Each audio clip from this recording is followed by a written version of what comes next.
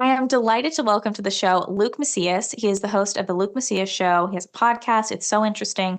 I love listening to it myself. I get all of the information needed going on in Texas with grassroots activism. So, if you are a grassroots activist living anywhere else all over the country, I promise this is going to be fascinating because he can explain to us all of the keys of how we can get involved all over, wherever we live. But here in Texas, we have this crazy political system where you guys probably heard about this on the show before, where in Texas politics, we're a red state, yet we have a House that was being run by Dade Phelan, who would give chairs to Democrats and would work with the Democrats instead of working with the right wing of the Texas House. So you guys may have been following this race. Unfortunately, Dade Phelan somehow won, although barely.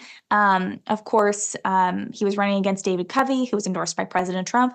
And so Phelan won that race, sadly. But I think that Luke is going to be able to tell us about what we can do moving forward in these kinds of situations. I guess this kind of segues into my first question, Luke. So, Luke, with someone like Dade Phelan winning again, which is so disappointing, is he going to be the Speaker of the Texas House again, or can we get a speaker who is going to work with more of a conservative agenda? What do you kind of see moving forward in the Texas House speakership? Yeah, thanks for having me on, Danielle. I do think that Dade Phelan is less likely to be the speaker than not. When it comes to the current situation, it kind of changes on a day-to-day basis. Some days it feels like he's 50-50. It is moving away from him. And what I mean by that is, at this point, a majority of the Republican caucus has come out and said that they don't support his style of leadership. They don't want Democrats to be given chairmanships. They don't want Democrats to help select the next speaker. They want it selected in the caucus. So basically, if this vote takes place in the Republican caucus, he will lose a majority of the votes. And honestly, it's probably beyond what just signed this letter. So about 52% of the GOP caucus signed this letter. Probably about 60 to 65% of the caucus does not support the reelection of the speaker, which is kind of a fascinating thing to think about. A Republican speaker in a Republican state where a majority of the elected Republican politicians, we're not even talking about the grassroots at this point, but the elected politicians are saying, we're kind of done with this guy. So his path is getting more narrow by the day, but he still ultimately has this Democrat caucus that will vote to keep him in power. So I think his chances are narrowing if the grassroots continue to put the pressure on the Republican elected officials in the Texas House, Republican caucus members. I think that they can remove him from the speaker's chair, even though he got reelected. And the one thing I would add to your point on his reelection is he won by less than 300 votes that were cast. It was basically 49.5 to 50.5, so about a 1% margin there. But over 1,600 Democrats voted in his runoff election. And so basically he spent $4 million. And by the way, the governor of Idaho spent $1.3 million to be in the governor's mansion. The governor of Arkansas probably spent less than $4 million. So we have a state representative in the state of Texas spending $4 million on just his runoff election and using a big chunk of that to go to all these Democrats in his district, bring them into the runoff. We don't have closed primaries in this state, which is something we're working towards. But Democrats can participate in our elections. And so they came over and they voted in that election to specifically keep him in power so that he could keep sharing all the power with the Democrats. So it's those facts, just as they get out there, I think wake up even more Texans to the problems we have with the leadership in the Texas House and why we need something different. Yeah. Maybe you can tell us a little bit about this kind of larger issue of Republican infighting as far as money being spent. I mean, I feel like I look at these races and I think, oh my gosh, this is so much money being wasted from Republican donors. I wish I could just speak to the donors on the other side and say, hey, your money is being wasted. Instead of fighting another Republican, why don't you try to flip seats elsewhere? Why don't you focus on expanding our majority in the House or reelecting President Trump or whatever it is? Because it seems like they have this focus, and this happened with my husband Brandon's race, is these rhinos come in, they decide to spend money and they see, oh, super red area. We want to somehow control this and put in some moderate candidate instead of a true conservative. And so I think in like the Texas state politics, that happens too, where they say, oh, we know Republicans going to win, but we'll just make sure someone gets in who's kind of I don't know, moderate, Phelan supporter type, someone who wants to just work with Democrats. why do these donors do this? I mean, why don't they focus on if they truly have moderate views? Look, that's okay, but I think that's okay if you're in maybe a purple place or a blue place, you want to flip that seat. I would say, that's fine. So looking at kind of national politics, I would say someone like Lisa Murkowski, maybe I'm not going to be as annoyed with her if she votes a certain way on something, because I know her demographic is just not going to be the same as somewhere that's R plus 50 or something. So I don't know why they can't focus their efforts on something like that. Have you ever seen any messaging that goes to these moderate type donors? Yeah, so I think your point is well made. When you think of Susan Collins in Maine, we can be upset at a vote she takes, but she's in Maine, right? I mean, like the fact that there is a Republican in Maine is a big deal. So when you look at the donors in Texas, you have a group of people who really were a pretty dominant force, the moderate, more establishment George Bush type donor class, right? George Bush came from Texas, and his donor class really stayed in control until the Tea Party wave hit in 2010, 2012, and 2014. And we really went through, just to give people a very brief history, we went through 3 cycles where conservatives took over significant ground. They were a very small portion of the GOP. They became not the entire GOP, but a pretty sizable chunk. And then we had statewide elected like Ken Paxton and Dan Patrick, who set our state on a much more conservative trajectory. So this was the kind of peak of the Tea Party. In 2016, 2018, 2020, what we actually experienced was the moderate donors wrote larger checks than they ever have written, said we're going to take these conservatives really seriously, and we're going to try to keep them from gaining any more ground. And each victory conservatives had during those 6 years, that we did have them, but they were fewer and far between because we were dealing with an opponent that took us really seriously. And then in the last couple cycles, we finally started to see conservatives regain massive amounts within the legislature, within the Senate, within Congress. And Brandon, your husband, is going to be a great example of that. If you look at the Texas delegation from Congress 10 years ago to today, you had no voices like a Chip Roy or a Ronnie Jackson or a Troy Nehls or a Michael Cloud or a Brandon Gill. They weren't existing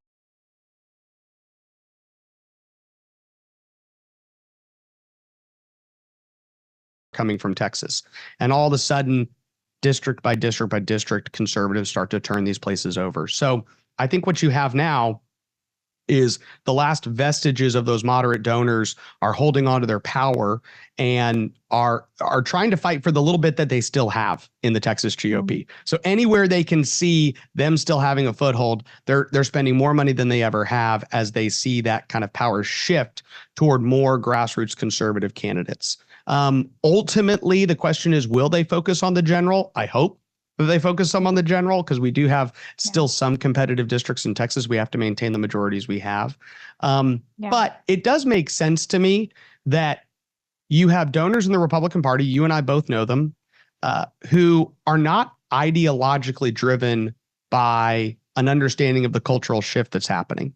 These people are happy that they're successful in business, and they're pretty content as long as their particular industry continues to do well, the portion of government that's serving their needs is working, and they continue to profit off of whatever industry they're in. So a lot of those individuals, this is more of a business that they're involved in. I mean, it's almost like the political donations they give. I always say for some of them, it's like a marketing budget. It's just part of what they do. They own beer distributorships. They own major construction companies that are building the roads and getting the contracts. You know, they're in an industry that relies heavily on government subsidies, like the home hospice industry. I mean, I've been in these donors' houses for their annual fundraisers for the state elected officials. And the reality is, you realize 80% of the money that this person's making is coming from government. Therefore, they're super connected to all the politicians. And so they don't like these grassroots candidates because they come in, they're far less predictable. One insider who's involved on a statewide level told me when he was explaining why they were helping candidates against a lot of our conservatives. He said, we do need some boring businessmen in office that are going to get the work done. And a lot of them look at it that way. They want people who show up. And what they really mean by that is, we need people who aren't super concerned with the porn in the libraries and the open border and all the other problems that the God normal forbid that would concern us. They're sitting there going, look, I just need to make sure that the reimbursement levels for my home hospice business or, the transportation dollars that we're continuing to put that I'm profiting heavily off of continue. And I just need to make sure somebody shows up that cares more about that kind of stuff than the stuff that the people care about when you knock on their door. Hmm. I mean, nothing wrong with having a business and operating that way, but in the sense, it's kind of like if that's the only thing you care about, we're not going to have a country anymore where you're able to do that. Because eventually it's like we're the front lines that's preventing your whole business from collapsing or your way of life. And I feel like so many conservatives, especially from older generations, they kind of enjoyed a lot of the post World War II America that was a better America and they were able to go about their lives. But I mean, it's like Reagan says, freedom's only one generation away from extinction. And so it's like if we don't protect that, like I would love to protect it so that we don't have to worry about this going on in schools. Yep. We don't have to worry about crazy things happening to our kids and they could just play happily and you don't worry about it. You have a great business and the government leaves you alone. But unfortunately, we're under attack at this point. And I truly believe, you were talking about the grassroots, that our base is truly conservative. They really are awoken to this. They realize how dire these times are. And I think that if they had all the strategy as well as the resources that these moderates have, they would win always. I think that the grassroots truly is the future and the America First movement all over the country. I mean, President Trump is, of course, taking off and he has better numbers now, I think, for this election than he ever had prior to 2016, 2020. And so I think a lot of people are waking up and newer people are coming into the fold as maybe a very right-wing person, not necessarily a mod. I think like the mod viewpoint is kind of dying away in some ways. It's like maybe some elite Democrats and them have something in common because they're kind of like the uniparty or something. But most people, I would say, probably don't relate to it as much. When you look at Texas, what are kind of the goals moving forward that you think can be achieved in the Texas House, considering, who's won, who's lost, how everything kind of has played out? What are some things that could potentially get done in future? Would it be property taxes? Would it be school choice? What would be kind of the focus in your mind? Did you, there was something you said, Danielle, that made me think of a scene. Did you ever watch the HBO show, John Adams, the series they did for John Adams? I haven't. Oh, that So, sounds good. I think I yeah. heard about it though. No, I mean, it was a very popular show when it came out, but there's a scene from that movie that's actually a quote pulled from a letter he wrote to Abigail while he was over in France. So they make it a much more dramatized scene than it was, but the quote is from a letter that he sent back to Abigail. And he talks about in the show, it's him talking to this, I don't know, some elite French person. And they say, have you had time to go to the theater? Right. And he says, well, I haven't had time for the theater. And now all those French people are like very offended, right? Benjamin Franklin's sitting there going like, dude, don't diss the theater. I mean, we're in France. And John Adams then stops. And what he then says in the movie is the same thing he told to his wife. He said, well, I am in a time where I have to study war and politics. And I do so in hopes that my children will have the liberty to study economics and agriculture. And I hope they do so that their children enjoy the luxury of the theater and the finer arts. And so to some extent, that's a little bit how we talk about what we're dealing with today, right? It's like we would have loved to be in a time where America's culture and society and, church attendance and faith, all these things were in a different place where people started to rest on their laurels. We've all kind of woken up to the reality that no, these are all the things in front of us. And it's not just roads and bridges and budgets that we can fix. We actually have kind of a cultural problem that we have to address, get to the bottom of. We wish we didn't, but this is what we're dealing with. So as far as what can be addressed in Texas, I wrote an article right at the end of the last legislative session called 48 Conservative Bills That Died in the Texas House. That is kind of a good starting point. And I did that exercise because we hear about onesie, twosie bills or one issue, and it's hard to kind of sit down, pull them all together and just say, this is what failed. Therefore, this should be the starting point of the next legislative session. The Texas GOP has laid out a really strong list of GOP priorities. And, any given legislative session, we pass laws in Texas 5 months out of every 24. We take 1,500 to 2,000 votes. So really this is saying of those 1,500 to 2,000 votes you take, can you make sure that 20 to 25 of them are these bills?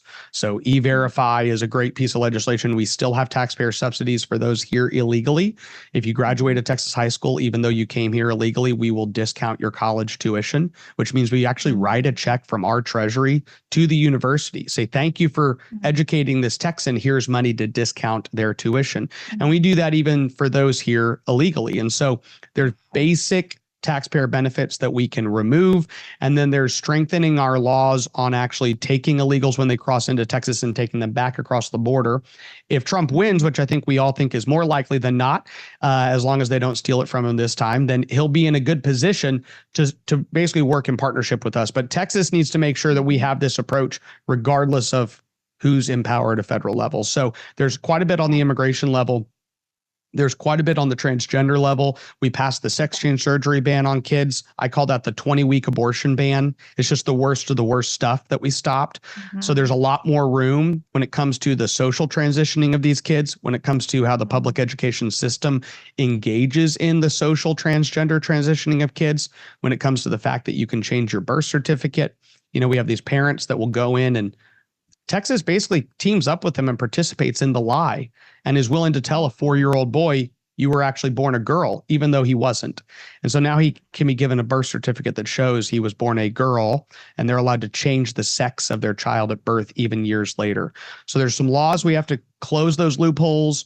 All of the drag show stuff, I'm sure you followed Texas Family Project, but they send people to these drag shows and film all the debaucherous activity done in the presence of children. There was one bill passed to try to get to that, and that was actually struck down even by the conservatives in the Fifth Circuit. So we have to find a more creative way to basically come down on any and all facilities that actually host these drag shows for these kids. We need to basically fight to protect the sexualization of kids. There's multiple ways of doing that, but there's a list of bills on that level that start to eat away at that movement. A good example, it's a policy. They're kind of, let's say, seemingly small policies, but they do have an effect. So you can't tell a library they can't host a drag show. I think you should be able to. That's a whole First Amendment conversation. Michael Knowles has done a great job talking about this issue, and others about how the right wrestles with the First Amendment. But let's just accept like a purist First Amendment perspective and say, well, you can't tell them they can't do it. Well, there is a bill that says if a library does host a drag show, then they don't get any state funding. And that's fine. And so you do that, and effectively you have banned it from happening. All these drag queen story hours at libraries will stop as a result of that bill. It passed the Senate, died in the House.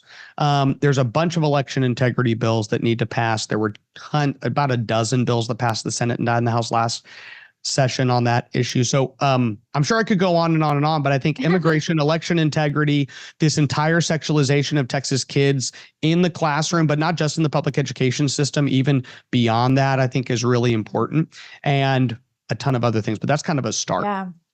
How do those, like, just picking the sexualization of the kids one, how does that slip through the cracks where it's like, oh, this is going on in Texas and now we have to stop it? It's like, why isn't the default like, whoa, that's not allowed? Yep. And then the other side has to try to like get it to happen or something. Although I don't know why they would do that. But in any case, like, why are we at this point where we now have to get back to getting rid of it? This is our posture problem, right? The posture of the right, where in the left, as soon as they see something they don't want, they, shut the whole thing down. And they really do go to the root of it. And California is a good example.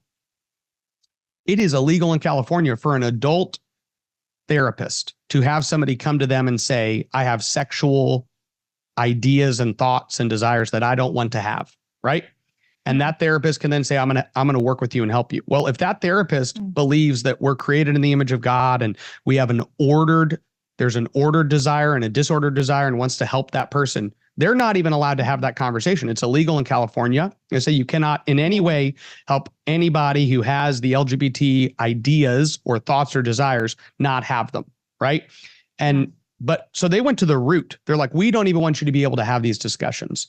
And that was upheld in the court system. But you come down to Texas and we don't go at the therapists. We are very reactionary. And then we kind of try to do the bare minimum. Like, hey, let's stop the worst part of this.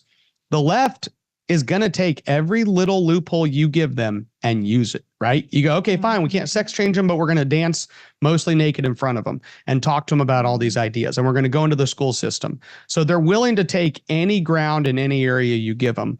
And so when you do approach it, I know you're used to seeing this on a national level too. Many on the right, they get 1 or 2 victories and then they just ride on those for a couple of years. So, hey, we passed this bill that bans abortion at 20 weeks. And they kind of ride that out for a year or two before they feel like they need to do the heartbeat bill. And the same can be said for many of the other cultural issues. We tend to take 1 or 2, where the new right, I think, has this perspective that says this isn't about a narrative win. This is about addressing the root cause. We want to find out the root cause and then we want to address it as aggressively as humanly possible, so that the left knows that they're not welcome to perpetuate these ideas on our kids. Mm-hmm. Yeah, I saw recently there was a teen in, I think, Fort Worth, although I'm sure this has happened elsewhere, who, according to like AI, her classmate created AI porn. I think Ted Cruz talked to her about the problems with this. It's like we are living in times that weren't normal for other generations. So they're probably just mind blown. Like, how does this even happen? I'm also mind blown. And so I think that it's like we have to take more drastic measures than we would initially think. We normally think, oh, we'll just have kind of like normal rules and stuff and things will work out. Well, not anymore. I mean, we're living in a time when technology is crazier than ever. And as you mentioned, anytime there's any kind of gap, it's like the liberals are going to fill it. They're going to step in and say, well, we're going to push this to the absolute limit. And so then we then have to say, well, we can't leave any room, basically. We have to go to the root of it, as you say. So with things like this going on, I mean, is there anything that can be done in terms of laws? I mean, how can we, I guess, be on the frontier of things as they're happening, as opposed to, as you said, only reactionary? So one bill that was just announced to be filed a couple weeks ago that I think is a good example of a way to get to even the issue you're talking about is Representative Ellen Troxclair out of Travis County actually filed a bill, or announced that she's going to file a bill to try to pass next session, to basically get smartphones out of public schools entirely.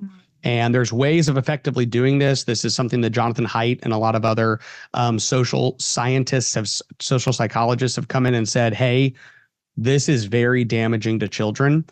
You can't ban it from being used by children. I think we should maybe consider that. But at some point, you come into the public school system and you go, that's where a lot of kids are exposed to pornography, is at the public school system by somebody else's smartphone.